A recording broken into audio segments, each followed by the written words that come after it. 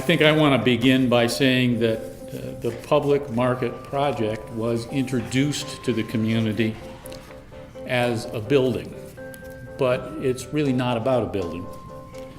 It's about a 10-year effort to begin a food shift that really makes a big difference in terms of our community income, the job situation, and our security.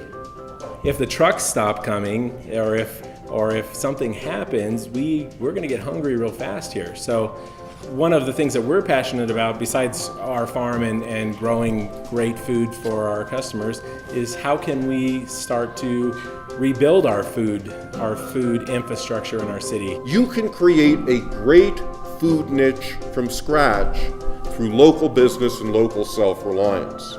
Food is the great entry point for local business. Part of it is visceral. We all love good meals. We intuitively get it, why local food is great in a way that doesn't quite grab us, say, with local banking. You taste the difference. But another thing about local food is that it's becoming increasingly competitive. Now, there's a lot of interesting data out there about competitiveness of food. One thing that I think is interesting to consider is that except when you're talking about very high-end foodstuffs like wine or spices, most foodstuffs are actually pretty heavy and have a relatively low dollar value per unit of weight. They're mostly water. And it doesn't make sense to import water from thousands of miles away. And it certainly doesn't make sense when you are entering an era where you might move from $1 to $500 a barrel oil. Now, if you really want to understand the competitiveness of food, go back to the last century. At the turn of the last century, the year 1900, when you looked at $1 of food, something like 40 cents of that dollar went to the farmer. The rest went to inputs and marketing.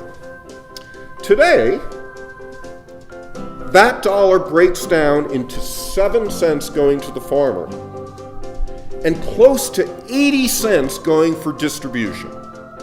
And distribution means retail markup, transportation, refrigeration, packaging, insurance, things that have nothing to do with food.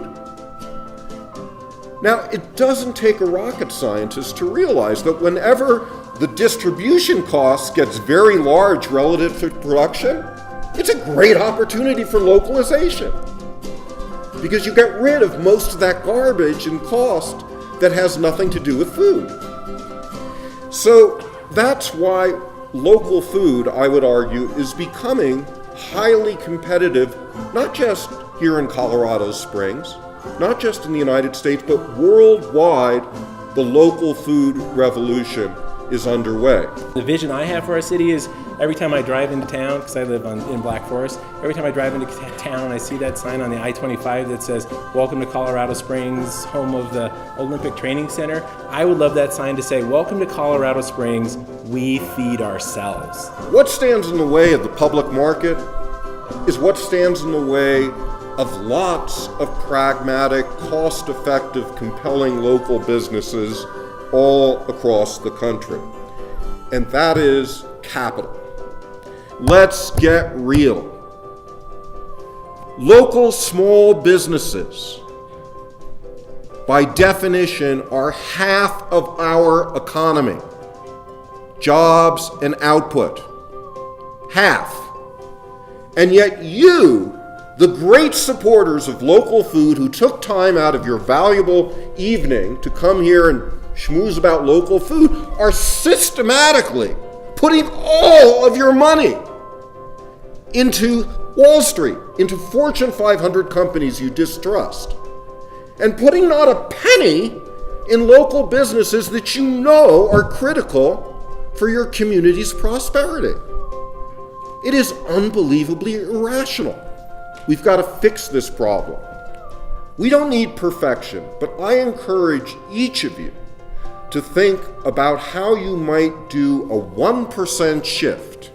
1% shift of your personal investment, a 1% shift of your institution's investment, and make this local food revolution real. Thank you very much.